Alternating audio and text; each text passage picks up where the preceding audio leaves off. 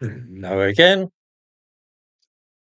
I never had a great opinion of Rowan Williams as an Archbishop of Canterbury. Unlike most previous archbishops, he didn't start working as an ordinary parish priest and then work his way up to the top. He was an academic with little experience of the day-to-day working of the Anglican Church at grassroots level. Like so many academics, he speaks and thinks in a strange language very different from the rest of us. You need only read a passage of his writing to see what I mean by this. In today's Guardian newspaper, Williams has written a piece with the astonishing headline, Migrants are at the heart of our art, our music, our whole history. That's what the right won't admit to you. Now, I've encountered this claim before and found the evidence advanced for it is far from convincing. But when an academic like Rowan Williams makes such a startling claim, then we should perhaps take notice and look carefully at what he says. Before doing so, though, I think we should establish just what it is that he is claiming when he writes of our art, our music, and our history. I think it's safe to assume that he is speaking of British art, British music, and British history. If he were merely talking of world art, music, and history, there would be no point in this article, for nobody would disagree. Before we look in detail at his grounds for saying this, let me give you an example of one of his sentences so that you may get a flavour for his style, get a taste for him, as it were. His style of writing is larded with so many buzzwords and fancy expressions that it reads like a parody of a certain literary style. Ready?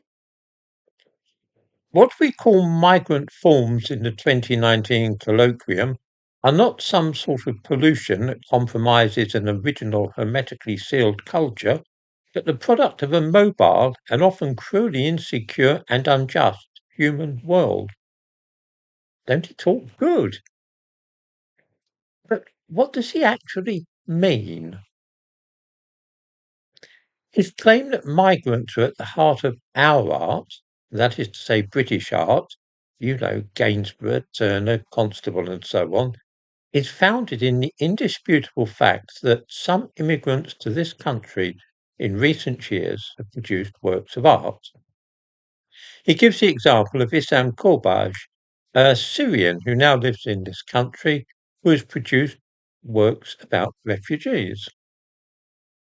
He mentions too songs written by asylum seekers in camps near Calais, written while they waited for the chance to enter Britain. And he writes too about a photographer from the former Yugoslavia who now lives here. What he is really saying is that some foreigners who now live in Britain have produced paintings, songs, sculptures, and photographs in recent years. And this is true, but it is very different from the claim in the headline that migrants are at the heart of our art. He goes on to say that modern pop music is heavily influenced by African American music, which is, of course, undeniably true. I've spoken of this before in previous videos.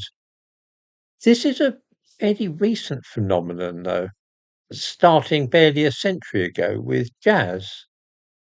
This is not about migrants being at the heart of our music, though. It was the style and motifs which crossed the Atlantic rather than individual musicians who migrated. Besides which, it tells us nothing about mainstream music in this country, from Purcell to Holst and Benjamin Britten. In what way migrants lie at the heart of Britain's musical history during the 17th, 18th, and 19th centuries is not explained. Then we come to the idea of Gothic architecture, the kind of thing seen in old churches, the pointy windows and so on. And Williams claims that this was the work of immigrants from the Middle East. This really is an extraordinary idea. Rowan Williams says that many of the most characteristic forms of Western medieval architecture, the shapes we see in Westminster Abbey or the Houses of Parliament, owe their development to the toing and froing of engineers and architects between Western Europe and the Middle East during the Crusades. Well, since this article is specifically about how migrants are at the heart of our history, the former Archbishop can only be speaking here of engineers and architects from the Middle East who came to live in Britain and influence the development of the Gothic style, which we do indeed see in both Westminster Abbey and the Houses of Parliament. This is a very bold claim indeed, that migrants came to live and work here and were partly responsible for the development of the Gothic style in medieval times. It is certainly true that there were narrow windows with pointed arches in Muslim architecture before the Gothic style took off here, and also that some buildings featured flying buttresses. But it's far more likely that, just as with jazz music, it was ideas which travelled from the Middle East to Britain, rather than actual migrant architects and engineers. It is implausible to suppose that devout Christians building, say, Salisbury Cathedral would have employed a Muslim architect for the job. Since, as I say, the title of the article is that migrants lie at the heart of our history, this suggests strongly to me that Rowan Williams knows very well that few readers will know anything about the history of Gothic architecture, and he feels it worthwhile trying to mislead them. I'm quite sure that he knows the truth of the matter. I am bound to say that this is one of the most intellectually dishonest pieces of writing that I have ever had the misfortune to read. I say dishonest advisedly, for I cannot persuade myself that Williams is mistaken or doesn't know much about the subject of which he is writing. I'm sure he knows at least as much about Gothic architecture as I do, and I would hesitate to describe myself as an expert in the subject. He is, as I remarked at the beginning, an academic and a very learned man. Allow me to remind viewers what it was that he said. Migrants are at the heart of our art, our music, our whole history. Migrants, that is, not ideas or musical styles or architectural flourishes, but actual migrants.